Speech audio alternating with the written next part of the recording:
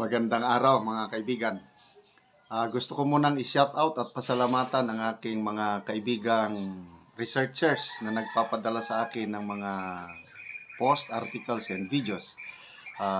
Chris Torres, Eudora, and Jamil Wasig, kababayan kong from Cordillera na nasa Israel ngayon. Okay, pinadalan ako og may natanggap akong message just this morning tungkol kay Jeffrey Celes. Sabi, ito, kay Jeffrey, kawawa naman siya. Kailangan niyang magtago for the meantime. Kasi ang daming nalalaman at very active pag batikos sa gobyerno. So dito, may post si Eric Celes 2 hours ago. Medyo malungkot. Nagpapaalam na si Eric. Sabi niya, I'm living on a jet plane now, but my heart bleeds for my country and my people. I haven't seen my family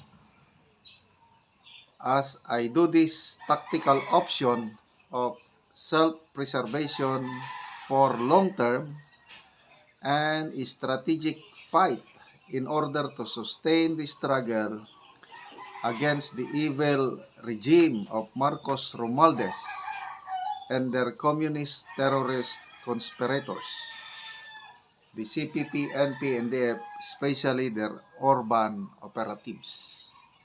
We shall persevere in our crusade for the redemption of our country. Our struggle for true peace, real democracy, and genuine prosperity for our people and our country shall continue to move forward. So, ito si Eric, nasaan ba siya? Sa airport ba ito? Yes, nasa airport eh.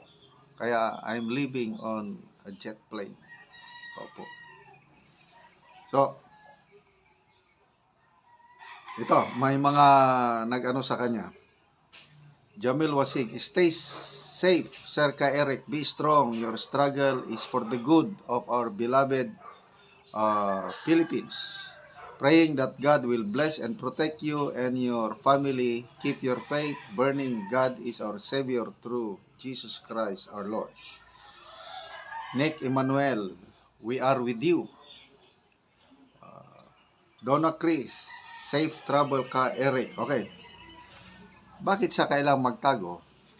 Although hindi naman niya binanggit dito sa kanyang pagpapaalam, my opinion, baka related ito sa summon na pinadala sa kanya ng TRICOM. Ngayon po ang hearing ng TRICOM. 11 sila na nabigyan na, subpuena pala. Nabigyan siya ng subpuena na dapat mag-attend sa TRICOM hearing ngayon.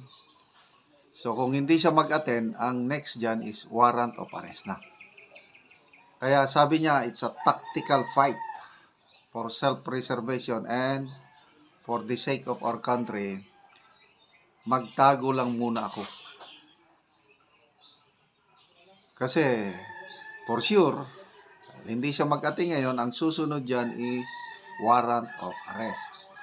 So, mabuti, tactical fight nga, dati siyang lumaban sa gobyerno, marunong sa buhay.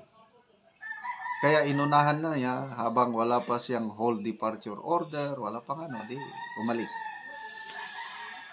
Ang problema lang niya, yung sabi niya, hindi niya makikita ang pamilya niya for a long time.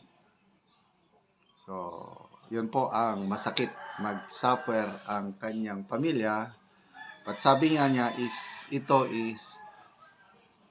a long struggle para sa bayan. I believe mahal niya ang kanyang inang bayan, kaya ginagawa niya ngayon. So ang tanong is, hanggang kailan siya magtatago? Yung validity ng warrant of arrest na ibigay sa kanya ng Kongreso, hanggang kailan yun magtatagal? Yung tinatanong ko sarili ko kanina. Kasi 19th Congress mag-issue sa kanya ng warrant of arrest. Matatapos na ang 19th Congress by June 30 yata, alam ko. So, after that, wala na. Ang 19th Congress, dissolved na.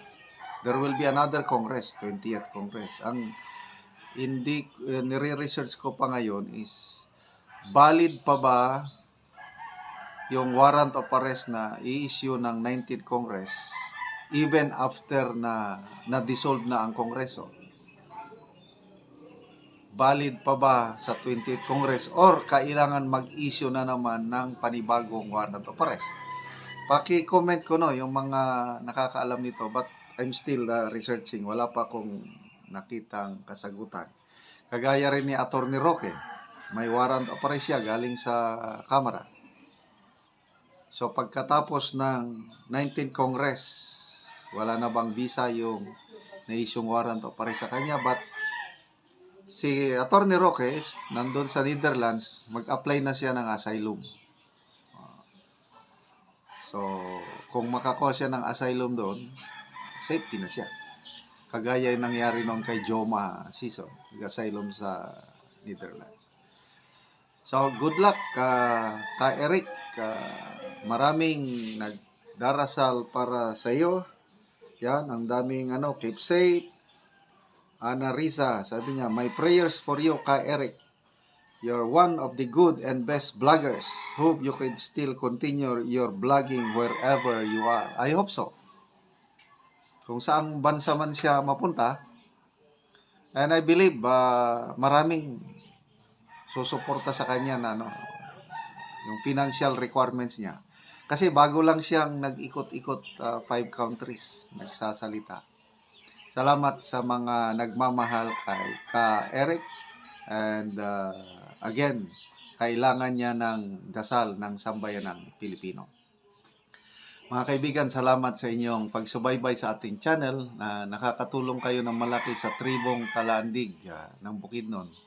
Namimigay tayo, galing sa sweldo ng YouTube channel nito, namimigay tayo ng yero at pako para ma-repair ang sira-sirang bahay ng mga Talaandig. Panoorin nyo ang video na ito. Naami dinhi sa Sitio Garden sakop sa may Tikalaan Bukidnon, ug mo na ni nga payag ang among bisitahon karon og naay tao din ani. Ayo. Mayong hapon. Oo, unsa man mo diya? Lingkod. Oo. Ang inyong payag kanang kuan lang siya. Kawayan. Kung kumusta man kung magulan? Aga tuluan nabidiri sa among payag nga. Pasalamat gid mi nga kuan may nabangan migsin. Oo, karon unsa man manguha na mo og kahoy og inyong tukod kay matagaan na mo og sin. O manguha na gid mi. Oo, so karon unsa man ang imong maistorya nga matagaan na mo og sin? Manguha kuan kawayan o kaning kuam gahad. Oo. Kaning kahoy ba. Para makaprepare ng daan. O daan og kuan ba sa kuan sa sin. Oo. Salamat sa Ginoo nga tan-aw sa mga video. Oo nga na. Matagan migsin kay katuluan nami. Luoy kaya ang inyong balay. So matagaan na mo, mag-prepare na mo ba? Karon sa man makauli ang imong bana? Abril pa man makauli. Ang karong pitsa uno sa Abril. Makauli siya. Pizza, Oo, so mag-prepare na mo daan og mga kahoy kay matagaan na mo. O gero. Ay luoy kaayo mo aning inyong payag nga matuluan mo kamura anang imong kana ra imong anak isa? Opat may mga anak. Naasang uban, nag-eskwela sila. Nag-eskwela. So ikaw ra karon naa sa balay ug kanang gamay ni mga bata. Mura ning isa. So mo ni inyong kaigdaan kung magluto mo. Dalagid sa kuan. Oo, diri mo galuto. Giatupan og trapal. Atupan og trapal nga nangagisi-gisi na gyapon. Gaulanan na gid na. Gaulan na gyud. So mo na ni ang ilang galungagan na alang in town sa yuta. So maura to, salamat. Salamat gyud. Karon mo ni ang gawas nga bahin sa ilang balay. Nga nagtakilid na ang ilang balay. O kuan na gyud siya kanang ang ilang atop kuan lang kanang kawayan lang in town. Di na di Oo. kuan dul. Oo. Oo man.